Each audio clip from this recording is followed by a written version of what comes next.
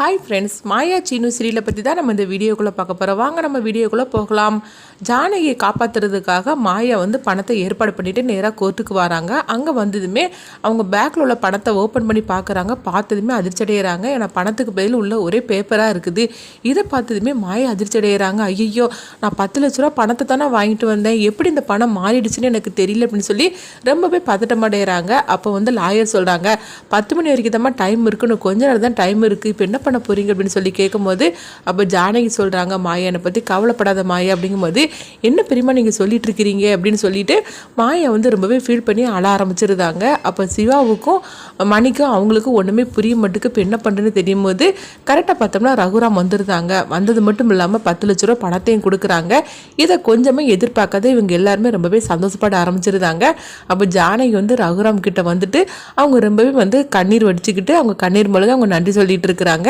ரகுராம் எதுவுமே பேசாமல் அமைதியாக இருக்கிறாங்க. அடுத்து பார்த்தோம்னா அவங்க ஜானகியை அழைச்சிட்டு நேராக வீட்டுக்கு வராங்க. வீட்டுக்கு வந்ததுமே ரகுராமோட அம்மா ஜானகிக்கு ஆராத்தி எடுத்து அவங்க உள்ளே கூட்டிகிட்டு போகிறாங்க. அப்போ ஜானகி பார்த்ததுமே தனா ஓடி வராங்க. அம்மா அப்படின்னு சொல்லிட்டு அவங்க ஓடி வரவும் அப்போ ஜானகி தனாவை கட்டி பிடிச்சி அவங்க முத்தம் கொடுத்துட்டு இருக்கிறாங்க.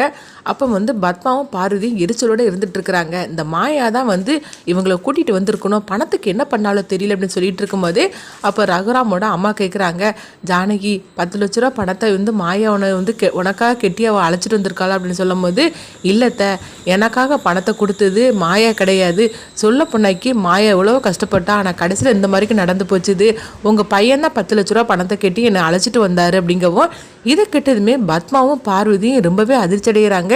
என்னது, அண்ணன் பணத்தை கட்டி உங்களை அழைச்சிட்டு வந்தாரா அப்படின்னு சொல்லிட்டு பத்மா அதிர்ச்சியோட கேட்கும்போது உடனே தனா சொல்கிறாங்க, எதுக்காக இப்படி அதிர்ச்சி அடைகிறீங்க அப்படின்னு சொல்லிக்கிட்டு தனா அவங்க பத்மாவை போட்டு திட்ட ஆரம்பிச்சிருந்தாங்க. அப்போ மாயா சொல்கிறாங்க, என்ன இருந்தாலும் சரிதான், பெரியப்பாவுக்கு பெரியம்மா மேலே எவ்வளோ பாசம் இருக்கிறதுங்கிறது இப்போ நிரூபிச்சிட்டாரு அப்படிங்கவும் ரகுராம் எதுவுமே பேசாமல் அமைதியாக அவங்க ரூமுக்குள்ளே போயிருந்தாங்க. அப்போ ஜானகி நேராக ரூமுக்கு வராங்க. என்னங்க, உண்மையிலே சொல்ல போனாக்கி நான் இன்றைக்கி எவ்வளோ சந்தோஷமாக இருக்கேன்னு தெரியுமா அப்படிங்கவும், இங்கே பாரு, நீ என்கிட்ட எதுவுமே பேசாத, நான் ஒன்றும் உன்னை ரொம்ப விருப்பப்பட்டு உன்னை அழைச்சிட்டு வரல, சொல்ல போனாக்கி தனாவுக்காக தான் நான் அந்த வேலையை செய்தேன் அப்படிங்கிறாங்க. இதை கேட்டதுமே ஜானகி பார்க்குறாங்க, என்னங்க சொல்கிறீங்க அப்படிங்கும்போது, ஆமாம், தனாக்காக தான் நான் உன்னை அழைச்சிட்டு வந்தேன்னு தவிர மற்றபடி உன் மேலே பாசம் வச்சோ இல்லைன்னா உன்னை பரிதாபப்பட்ட நாங்கள் அழைச்சிட்டு வரல, அதனால நீ என்கிட்ட எதுவுமே நீ எதிர்பார்க்கக்கூடாது அப்படின்னு சொல்லவும் இதை கேட்டதுமே ஜானகி சொல்கிறாங்க, நீங்கள் என்ன சொன்னாலும் சரிதாங்க, ஆனால் உங்கள் மனசில் நான் ஒன்று இருக்குங்கிறது எனக்கு நல்லாவே தெரியும் அப்படின்னு ஜானகி அவங்க மனசுக்குள்ளே நினைக்கிறாங்க. ரகுராம் பார்த்துட்டு அவங்க ரொம்பவே ஃபீல் பண்ணி அவங்க அழுதுட்டு இருக்கிறாங்க. ஆனாலும் உங்களுக்கு என் மேலே எவ்வளோ பாசம் இருக்குன்னு எனக்கு தெரிய தான் செய்யும், ஒவ்வொரு கஷ்டமான காலத்துலேயும் நீங்கள் தான் என்னை காப்பாற்றுறீங்க, சொல்ல போனாக்கி அன்னைக்கு நான் நகையெல்லாம் இல்லாமல் இருக்கும்போது நீங்கள் தான் அந்த நகையெல்லாம் மீட்டு கொண்டு எனக்கு கொண்டு கொடுத்தீங்க, அதே மாதிரிக்கு இன்றைக்கி ஒரு இக்கட்டான நிலைமையில் இருக்கும்போது நீங்கள் தான் என்னை காப்பாற்றுனீங்க, நீங்கள் வேணால் தனாவை சொல்லலாம், ஆனால் உங்களுக்குள்ள ஒரு இடத்துல நான் இருக்க தான் செய்கிறேன் அப்படின்னு சொல்லிக்கிட்டு ஜானகி அவங்க நினைக்கிறாங்க. இங்கே பார்த்தோம்னா ரகுராம் எதுவுமே சொல்லாமல் அமைதியாக இருக்கும்போது ஜானகி அங்கேருந்து வெளியே போகிறாங்க. போனதுமே ரகுராம் ஜானகியை பார்த்துக்கிட்டே இருக்கிறாங்க. அடுத்து பார்த்தோம்னா மாயாவை தான் காட்டுறாங்க. மாயா ரொம்பவே சந்தோஷப்பட்டுட்டு இருக்கிறாங்க. ஏன்னா சீனு வரப்போகிறாங்க அப்படின்னு சொல்லிட்டு பத்மாவுக்கு சீனு ஃபோன் பண்ணி சொல்லவும் இதை மாயா கேட்டுக்கிட்டு இருக்கிறாங்க. அதுக்கப்புறமா பார்த்தோம்னா மாயா ரூமுக்குள்ளே வந்ததுமே அவங்க சீனுவோட சட்டையெல்லாம் போட்டுட்டு, சீனு, உன்னை பார்த்து எவ்வளோ நாள் ஆச்சுடா, நான் இப்போ எவ்வளோ சந்தோஷமாக இருக்கேன் தெரியுமா, சொல்ல பண்ணாக்கி பெரியம்மாவும் வீட்டுக்கு வந்துட்டாங்க, இப்போ நான் ரொம்ப சந்தோஷமாக இருக்கிறேன், நீயும் சீக்கிரமாக வந்துட்டேன்னா நம்மளுடைய வாழ்க்கையை சந்தோஷமாக நம்ம ஆரம்பிக்கலாம்டா, நீ என்னை புரிஞ்சு பண்ணி எனக்கு நம்பிக்கை இருக்குடா அப்படின்னு சொல்லிக்கிட்டு அவங்க அந்த சட்டையை பார்த்துட்டு அவங்க ரொம்பவே மாயா சந்தோஷப்பட்டு இப்போ அவங்க பேசிகிட்டு இருக்கிறாங்க. அடுத்து பார்த்தோம்னா கதிரை தான் காட்டுறாங்க. கதிர் அவங்க படுத்து தூங்கிட்டு இருக்கும்போது தனா அங்கே வராங்க. அப்போ கதிர் நெஞ்சில் தனான்னு சொல்லிக்கிட்டு அவங்க பேரை பச்சை குத்தி வச்சுருக்கிறாங்க.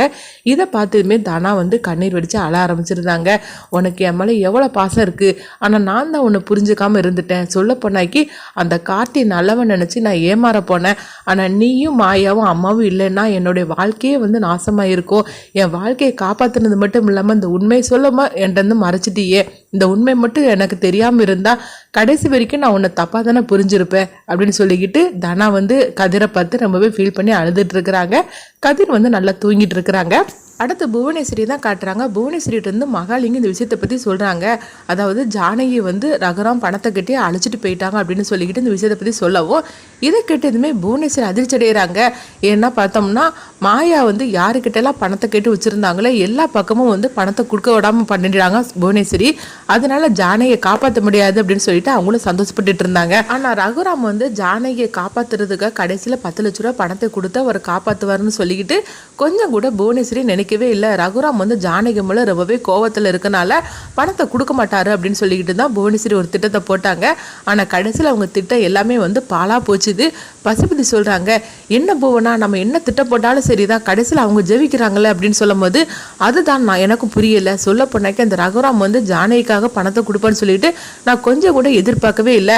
மாயா கொண்டு வந்த பணத்தை கூட நான் தான் பேப்பராக மாற்றி வச்சேன். கடைசி நேரத்தில் கூட ஜானகியை காப்பாற்றிடக்கூடாதுன்னு செய்தேன். ஆனால் அந்த கடைசி நேரத்தில் ரகுராம் வந்து இந்த மாதிரிக்கு பணத்தை கொடுத்து ஜானகி அழைச்சிட்டு போவார்னு சொல்லிட்டு நான் கொஞ்சம் கூட எதிர்பார்க்கவே இல்லை அப்படின்னு சொல்லி புவனேஸ்வரி வந்து ரொம்பவே கோவத்தோடு இருக்கும்போது அப்போ கார்த்தி சொல்கிறாங்க, அத்தை நானும் தான் எத்தனை நாள் தான் அந்த வீட்டுக்குள்ளே இருக்கிறதுக்கு அப்படின்னு சொல்லும்போது, டேய் நானே ஏற்கனவே டென்ஷனாக இருக்கிறேன், நீ வேற வந்து என்னை எரிச்சல் படுத்திட்டு இருக்காது அப்படின்னு சொல்லிட்டு புவனேஸ்வரி ரொம்பவே கோவத்தோடு பேசுகிறாங்க.